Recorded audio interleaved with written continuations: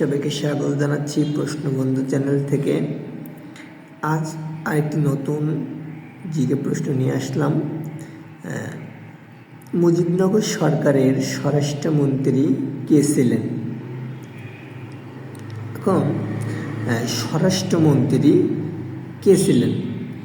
আমরা যদি একটু মুজিবনগর সরকারের সৈয়দ নজরুল ইসলাম ছিলেন, আমরা জানি যে অস্থায়ী রাষ্ট্রপতি, এবং এম এ মনসুর আলী ছিলেন হচ্ছে অর্থ, বাণিজ্য এবং শিল্পমন্ত্রী। আর তাজউদ্দিন আহমেদ ছিলেন প্রধানমন্ত্রী, কিন্তু সেই প্রধানমন্ত্রীর পরেও তার আরও কতগুলো দায়িত্ব ছিল, যেরকম প্রতিরক্ষা বিষয়ক, অর্থনৈতিক বিষয়ক, তথ্য প্রচার ও টেলিযোগাযোগ, পরিকল্পনা এবং উন্নয়ন, শিক্ষা, স্বাস্থ্য, শ্রম, জনকল্যাণ, সমাজ কল্যাণ ও সংস্থাপন, এতগুলোর দায়িত্ব তিনি প্রধানমন্ত্রী হওয়ার পরও তাকে এতগুলো দায়িত্ব তার উপর ছিল। এবং বলা হয়ে থাকে প্রথম অর্থমন্ত্রী ছিলেন কিন্তু এই তাজউদ্দিন আহমেদ। এরপরে যদি দেখি যে এইচ.এম. কামরুজ্জামান, তিনি ছিলেন হচ্ছে স্বরাষ্ট্রমন্ত্রী তো ছিলেন, তারপরে হচ্ছে সরবরাহ মন্ত্রী, ত্রাণ ও পুনর্বাসন এবং কৃষিমন্ত্রী ছিলেন। আর খন্দকার মোস্তাক আহমেদ ছিলেন হচ্ছে পররাষ্ট্র, আইন ও সংসদ বিষয়ক মন্ত্রী। আমি চেষ্টা করেছি যে এই একটা কোশ্চেন দিয়ে আমাদের যে এই চারজনের বা এই পাঁচজন টোটাল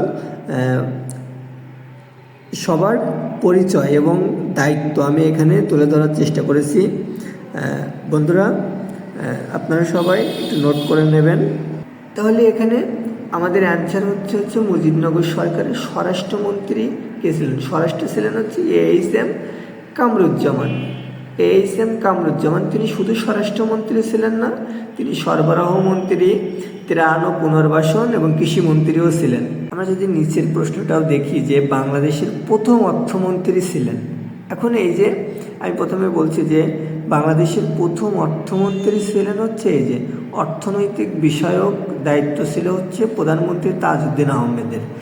তিনি শুধু প্রধানমন্ত্রী ছিলেন না, তার উপর আরও এতগুলো দায়িত্ব কিন্তু ছিল।